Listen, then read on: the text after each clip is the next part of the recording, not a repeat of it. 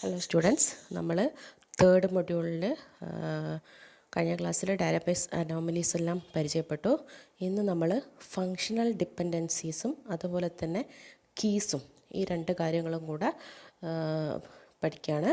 അതിനുശേഷം നമുക്ക് നോർമൽ ഫോംസിലേക്ക് പോവാം. ഓക്കെ, അപ്പം ഈ നോർമലൈസേഷൻ ചെയ്യുന്നത് ഫങ്ഷണൽ ഡിപ്പെൻഡൻസിയെ ബേസ് ചെയ്തിട്ടാണെന്നുള്ളത് നിങ്ങൾ നോർമലൈസേഷൻ്റെ ഡെഫിനിഷനിൽ പഠിച്ചതാണ്.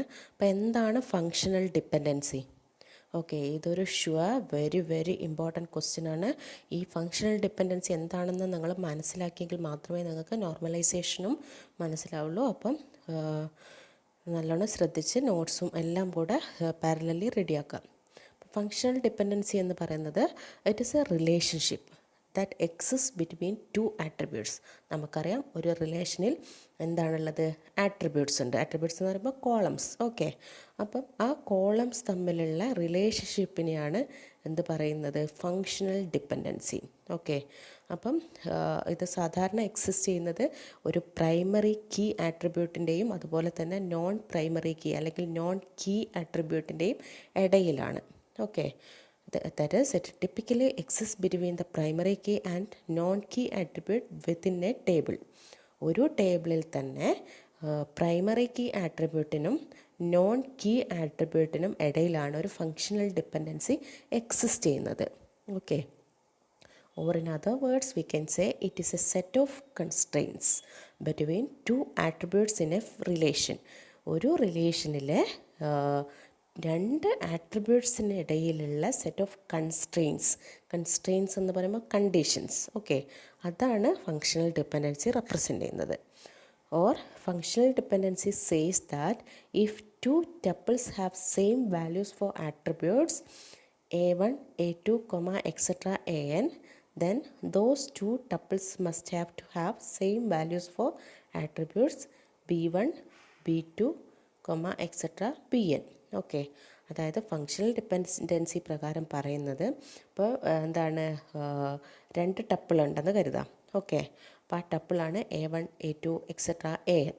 ഓക്കെ, അപ്പം a1, a2, etc. an എന്ന് പറയുന്ന ടപ്പിൾസിന് എന്താണോ അതിൻ്റെ കറസ്പോണ്ടിങ് b1 വാല്യൂ, ഓക്കെ, അത് എല്ലാ ടപ്പിളിലും ആ a1ൻ്റെ വാല്യൂ b1 തന്നെ ആയിരിക്കണം. ഓക്കെ, അതുപോലെ a2ൻ്റെ കറസ്പോണ്ടിങ് b2 വാല്യൂ അത് ആ റിലേഷനിൽ എവിടെയൊക്കെ a2 ഒക്കെ ചെയ്യുന്നുണ്ടോ the value of b2 should not be changed. അതുപോലെ anൻ്റെ വാല്യൂ എന്തായിരിക്കണം? bn. നമുക്ക് ക്ലിയർ ആയിട്ടൊരു എക്സാമ്പിൾ വെച്ചിട്ട് നമുക്ക് അടുത്ത സ്ലൈഡിൽ കാണാം. അപ്പം ഈ ഡെഫിനിഷൻ നിങ്ങൾ നല്ലോണം പഠിച്ചു വെക്കാം. അപ്പം ഫങ്ഷണൽ ഡിപ്പെൻഡൻസി റെപ്രസെൻ്റ് ചെയ്യുന്നത് ഒരു ആരോ സൈൻ വഴിയാണ്. ഓക്കെ, ആരോ, റൈറ്റ് ആരോ വഴിയാണ്. അതായത് എക്സ് ഡിറ്റർമൈൻസ് വൈ എന്നാണ് എക്സ് ആരോ വൈ എന്നത് എഴുതിയതിന് വായിക്കേണ്ടത്. എക്സ് ഡിറ്റർമൈൻസ് വൈ എന്ന് വെച്ചാൽ എക്സ് ഫങ്ഷണലി വൈയെ ഡിറ്റർമൈൻ ചെയ്യുന്നു. Or X functionally determines Y എന്നാണ് അത് മീൻ ചെയ്യുന്നത്. അപ്പം ലെഫ്റ്റ് സൈഡിൽ എഴുതുന്നതാണ് പ്രൈമറി കീ ആട്രിബ്യൂട്ട്.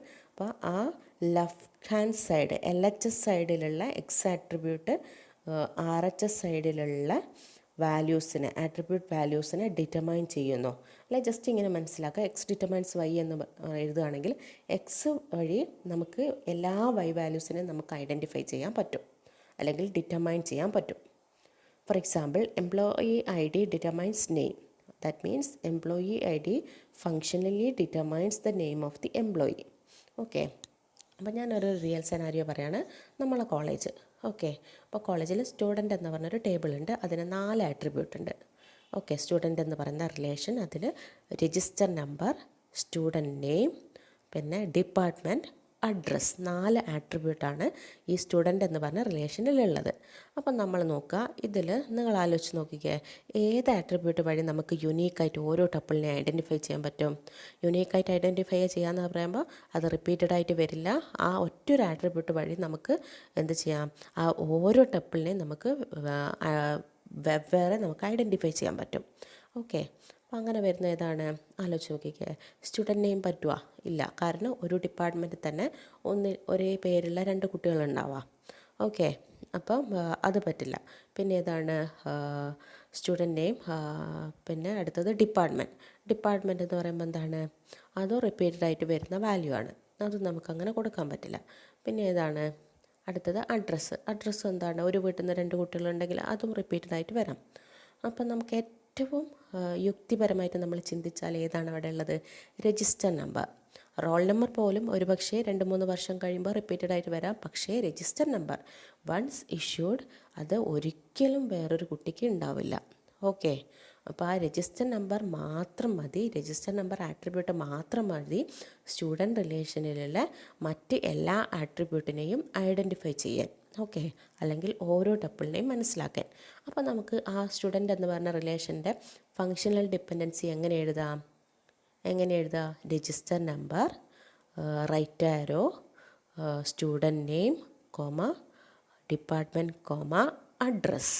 ഓക്കെ, അപ്പം എന്താണ് അത് ഉദ്ദേശിക്കുന്നത്, register number functionally determines the attribute values of student name, department and address. Okay, clear ആയിട്ടുണ്ടല്ലോ. അപ്പോൾ ഇതുപോലെ ഞാൻ പറഞ്ഞതുപോലെ എഴുതാൻ ശ്രമിക്കുക. എന്തെങ്കിലും ഡൗട്ട് ഉണ്ടെങ്കിൽ എന്നോട് പേഴ്സണലി നിങ്ങൾക്ക് ചോദിക്കാം. അപ്പം ഫങ്ഷണൽ ഡിപ്പെൻഡൻറ്റ് ആക്ച്വലി എന്താണ് മെയിൻ ചെയ്യുന്നത്, A functional dependency A determines B. That means for all instances of a particular value of A, there is the same value of B. അത് തന്നെയാണ് നേരത്തെ പറഞ്ഞത്. അതായത് ഒരു പെർട്ടിക്കുലർ വാല്യൂ എ, അതിൻ്റെ എല്ലാ ഇൻസ്റ്റൻസിലും അതിൻ്റെ ബി വാല്യൂ എന്ന് പറയുന്നത് സെയിം ആയിരിക്കണം. എ ഡിറ്റർമൈൻസ് ബി എന്നാണ് ഒരു ഫങ്ഷണൽ ഡിപ്പെൻഡൻസി എങ്കിൽ ആ എയുടെ ഇൻസ്റ്റൻസ് എവിടെയൊക്കെയാണോ ഒക്കെ ചെയ്യുന്നത് അതിൻ്റെ RHS വാല്യൂ എന്തായിരിക്കണം, ബി എന്ന വാല്യൂ ആയിരിക്കണം. ഓക്കെ, അപ്പോൾ നമ്മൾ എ ഡിറ്റർമൈൻസ് ബി എന്ന് എഴുതുമ്പം ഇതിൻ്റെ എ അല്ലെങ്കിൽ LHS സൈഡിന് ഡിറ്റർമിനൻ്റ് എന്നാണ് പറയുക. എ എന്ന് പറഞ്ഞ വേരിയബിൾ അതിവിടെ ഡിറ്റർമിനൻ്റ് ആണ്. ഈ ഒരു ഫങ്ഷണൽ ഡിപ്പെൻഡൻസിയുടെ RHS അതായത് ബി അത് ഡിപ്പെൻഡൻ്റ് എന്നാണ് പറയുക. ഇതൊക്കെ വൺ വേർഡിൽ ചോദിക്കാം കേട്ടോ. അപ്പം ഒരു ഫങ്ഷണൽ ഡിപ്പെൻഡൻസിയാണ് ഇവിടെ എഴുതിയിരിക്കുന്നത്. For example in the below table A determines B, ഒരു ഫങ്ഷണൽ ഡിപ്പെൻഡൻസി എഴുതിയിരിക്കുകയാണ് എ ഡിറ്റർമൈൻസ് ബി, അത് ട്രൂ ആണ്. പക്ഷേ B determines A, that is not true as there are different values for A for B equal to 3. അപ്പോൾ നമുക്ക് നോക്കാം. First 2 functional ഡിപ്പെൻഡൻസിയാണ് ഈ ഒരു റിലേഷനിൽ എഴുതിയിരിക്കുന്നത്, എ ഡിറ്റർമൈൻസ് ബിയും ബി ഡിറ്റർമൈൻസ് എയും. ഓക്കെ, അപ്പോൾ നമ്മൾ ഫങ്ഷണൽ ഡിപ്പെൻഡൻസി പറഞ്ഞ പ്രകാരം റൂൾ എന്താണ്, എയുടെ എല്ലാ ഇൻസ്റ്റൻസിലും RHS വാല്യൂ ബി ആയിരിക്കണം. അപ്പോൾ നമുക്ക് നോക്കാം A determines B. First functional dependency എടുത്ത് നോക്കുക. എ എന്ന് പറഞ്ഞ ആട്രിബ്യൂട്ടിൽ 1 2 4 1 4 ഇങ്ങനെയാണ് വാല്യൂസ് ഉള്ളത്. 1 റിപ്പീറ്റഡ് ആയിട്ട് വരുന്നുണ്ട്, 4ഉം റിപ്പീറ്റഡ് ആയിട്ട് വരുന്നുണ്ട്, 2 ഒറ്റ ഒക്കറൻസേ ഉള്ളൂ. അപ്പോൾ നമ്മൾ പഠിച്ച പ്രകാരം എയുടെ എല്ലാ ഇൻസ്റ്റൻസിലും ബിയുടെ വാല്യൂ സെയിം ആയിരിക്കണം എന്നാണ് പറയുന്നത്. അപ്പോൾ നോക്കുക, ഫസ്റ്റ് ടപ്പിളിൽ എയുടെ വാല്യൂ, എയുടെ ഇൻസ്റ്റൻസ് ആയ 1ൻ്റെ വാല്യൂ 3. ഓക്കെ, അങ്ങനെ വരുമ്പോൾ ഇനി എവിടെയൊക്കെ 1 വരുന്നുണ്ടോ അപ്പോൾ ആ 1ൻ്റെ ബി വാല്യൂ എന്ന് പറയുന്നത് 3 ആയിരിക്കണം. അതാണ് FDയുടെ റൂള്.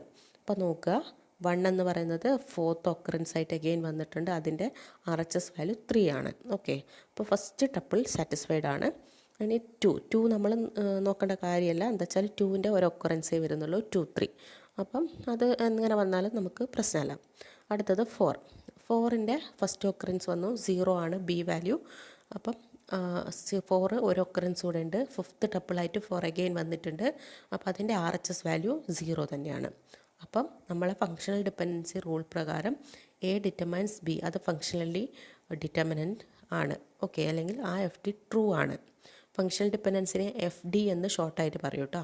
അപ്പോൾ ആ FD ട്രൂ ആണ്, കാരണം എല്ലാ 1 വാല്യൂൻ്റെയും കറസ്പോണ്ടിങ് RHS വാല്യൂ 3യും അതുപോലെ എല്ലാ 4ൻ്റെയും കറസ്പോണ്ടിങ് RHS വാല്യൂ 0യും ആണ്. അപ്പോൾ അത് ട്രൂ ആണ്. ഇനി തിരിച്ച് നോക്കാം, B determines A. B determines A എന്ന് പറയുമ്പോൾ അവിടെ 3 3 പ്രാവശ്യം വരുന്നുണ്ട്, 0 2 പ്രാവശ്യം. ഓക്കെ, അപ്പോൾ 3യുടെ ഫസ്റ്റ് ഒക്കറൻസ് നോക്കുക, 1 ആണ് വാല്യൂ. അടുത്തതിൽ 3 2 ആണ് വന്നിരിക്കുന്നത്, എഗെയിൻ 3 1 വന്നു. അപ്പോൾ അവിടെ എന്താണ്, ഡിഫറെൻറ്റ് വാല്യൂ 3ക്ക് വന്നതുകൊണ്ട് തന്നെ ഈ ഫങ്ഷണൽ ഡിപ്പെൻഡൻസി ട്രൂ അല്ല. ഓക്കെ, 0 ട്രൂ ആണ് എങ്കിലും സീറോയുടെ RHS രണ്ടിലും 4 ആണ് എങ്കിലും ഏതെങ്കിലും ഒരു ആട്രിബ്യൂട്ട് റൂള് വയലേറ്റ് ചെയ്യുകയാണെങ്കിൽ, ഏതെങ്കിലും ഒരു ടപ്പിൾ റൂള് വയലേറ്റ് ചെയ്യുകയാണെങ്കിൽ ആ ഫങ്ഷണൽ ഡിപ്പെൻഡൻസി എന്താണ്, അത് ട്രൂ ആയിരിക്കില്ല. ഓക്കെ, അപ്പം ഈ ടേബിളിൽ എക്സിസ്റ്റ് ചെയ്യുന്ന FD എന്ന് പറയുന്നത് A ഡിറ്റർമൈൻസ് B ആണ്. ഓക്കെ, അപ്പോൾ ഫങ്ഷണൽ ഡിപ്പെൻഡൻസി ക്ലിയർ ആയിട്ട് ഡെഫിനിഷൻ പഠിക്കുക. ഒരു എക്സാമ്പിളും പറയാം. അതിന് ഫങ്ഷണൽ ഡിപ്പെൻഡൻസിയെ രണ്ടായിട്ട് കാറ്റഗറൈസ് ചെയ്തിട്ടുണ്ട്. Trivial functional dependency, non trivial functional dependency. Very important ആയിട്ടുള്ള കാര്യമാണ്. നമ്മളെ നോർമൽ ഫോംസിൽ ട്രിവിയലാണോ ഇല്ലയോ എന്നുള്ളതിനെ ബേസ് ചെയ്തിട്ടൊക്കെയാണ് നമ്മൾ നോർമൽ ഫോംസിനെ ഐഡൻറ്റിഫൈ ചെയ്യുന്നത്. അപ്പോൾ ഓർക്കുക, ഫങ്ഷണൽ ഡിപ്പെൻഡൻസി രണ്ട് type: trivial functional dependency, non trivial functional dependency.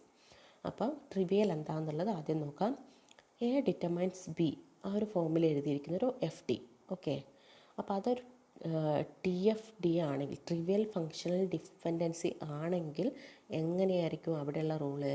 B എന്ന് പറയുന്നത് Aയുടെ ഒരു സബ്സെറ്റാണ്. ഓക്കെ, അപ്പം അങ്ങനെ വരുന്നൊരു എക്സാമ്പിൾ നമുക്ക് നോക്കാം. A determines A.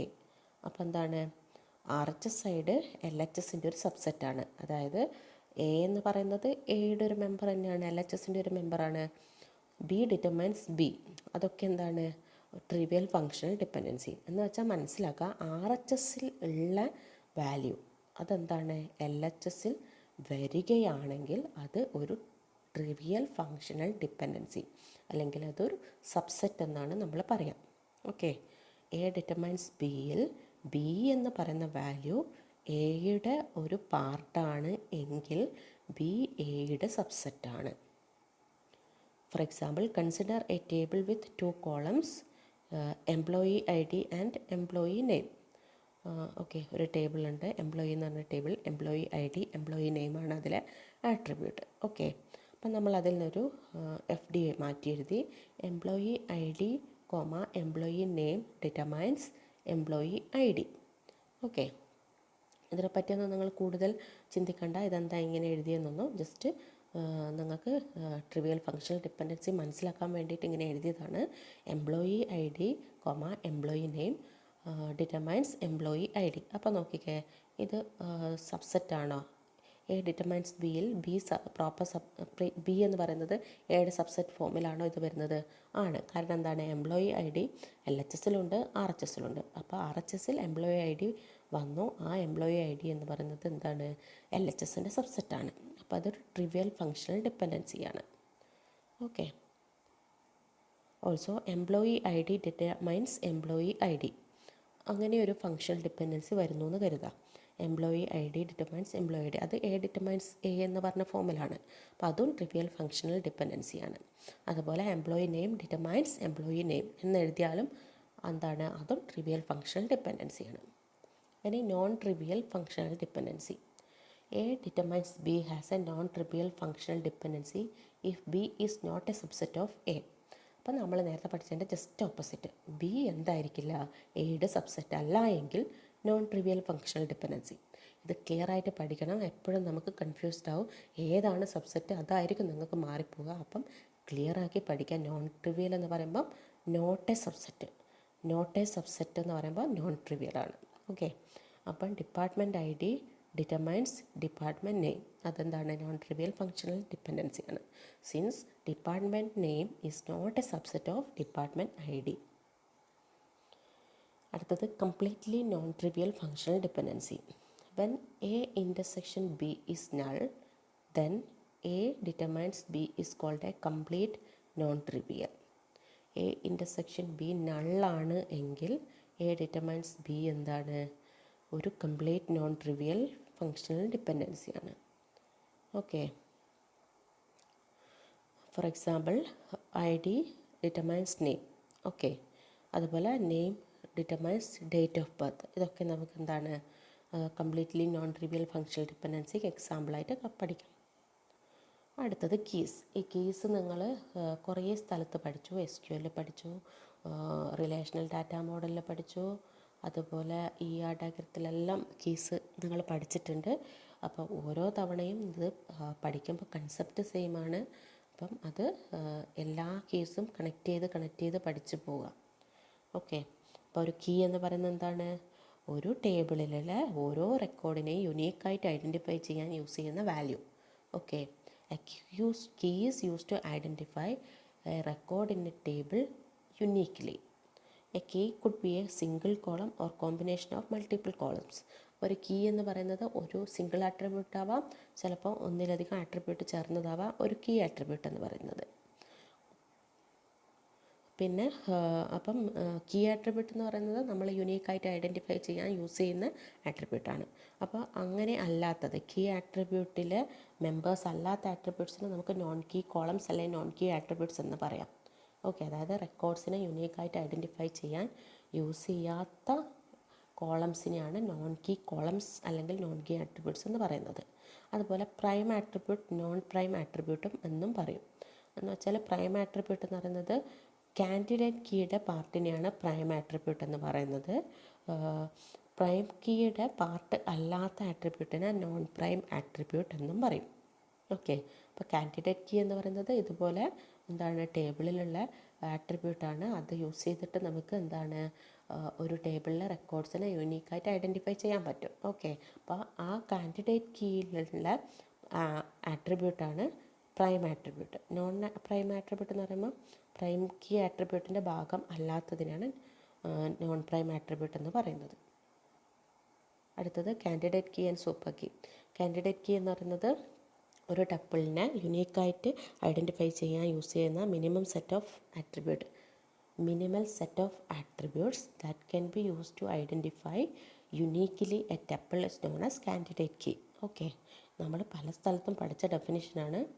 ഓക്കെ, ഒരു സൂപ്പർ കീ ആണ് ഒരു കാൻഡിഡേറ്റ് കീ എന്ന് പറയുന്നത്. പക്ഷേ സൂപ്പർ കീ എന്ന് പറയുന്നത് റിഡൻഡൻറ്റ് ആട്രിബ്യൂട്ട്സ് ഉണ്ടാവും. അത്തരം റിഡൻഡൻറ്റ് ആട്രിബ്യൂട്ട്സിനെ ഒഴിവാക്കിയിട്ടുള്ള സൂപ്പർ കീ ആണ് candidate key.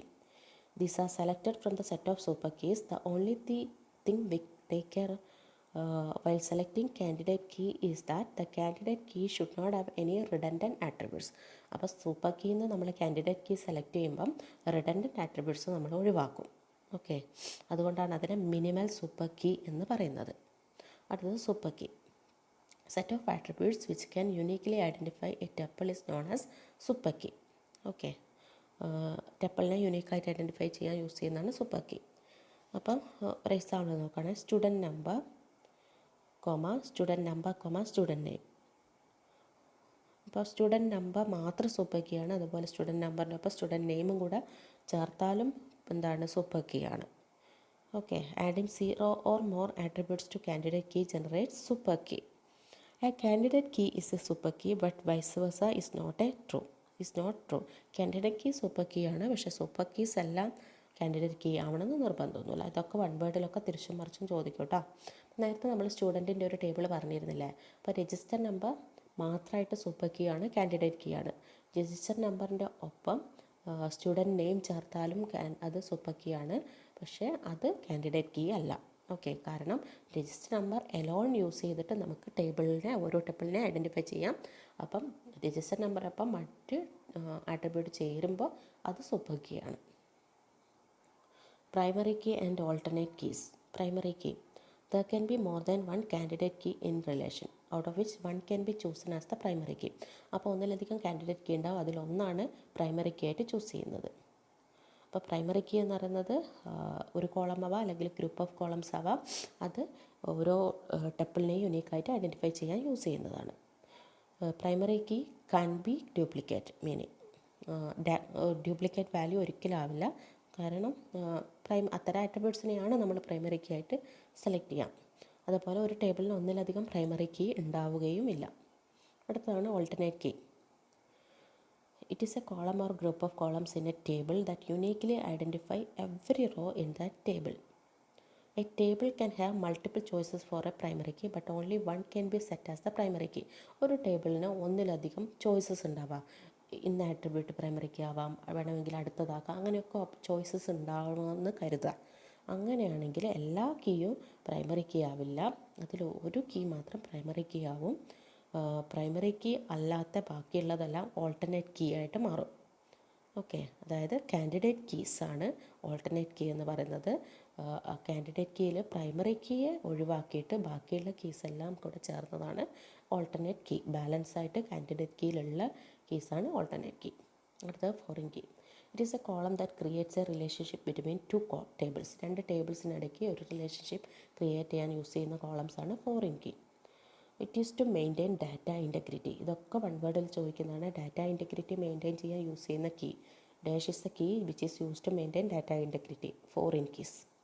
And it allows navigation between two different instances of N entity. It acts as a cross reference between two tables as it references the primary key of another table. അതായത് E1 E2 എന്ന് പറഞ്ഞ രണ്ട് table ഉണ്ടെന്ന് കരുതുക. അപ്പോൾ E1 എന്ന് പറഞ്ഞ ടേബിളിൽ ഒരു പ്രൈമറി കീ ഉണ്ട്. ആ E1 എന്ന് പറഞ്ഞ ടേബിളിലെ പ്രൈമറി കീയെ E2 എന്ന് പറഞ്ഞ ടേബിളിൽ നമ്മൾ റെഫർ ചെയ്യുകയാണെങ്കിൽ E2 എന്ന് പറഞ്ഞ ടേബിളിൽ ആ E1 ഫോറിൻ കീ ആയിട്ട് മാറും. അടുത്തത് composite key. It is a combination of two or more columns that uniquely identify rows in a table. രണ്ടോ അതിലധികം കോളംസിൻ്റെ കോമ്പോസിഷനാണ് കമ്പൈൻ ചെയ്തിട്ടാണ് കോമ്പോസിറ്റ് കീ കിട്ടുന്നത്. അത് വെച്ചിട്ട് യുണീക്കായിട്ട് ടേബിളിലുള്ള റോസിനെ ഐഡൻറ്റിഫൈ ചെയ്യാൻ പറ്റും. It guarantees uniqueness though individually uniqueness is not guaranteed. Hence they are combined to uniquely identify records in a table. അപ്പോൾ അത്രയാണുള്ളത്. നമുക്ക് ടൈപ്സ് ഓഫ് നോർമൽ ഫോംസ് നമുക്ക് അടുത്ത ക്ലാസ്സിൽ സ്റ്റാർട്ട് ചെയ്യാം.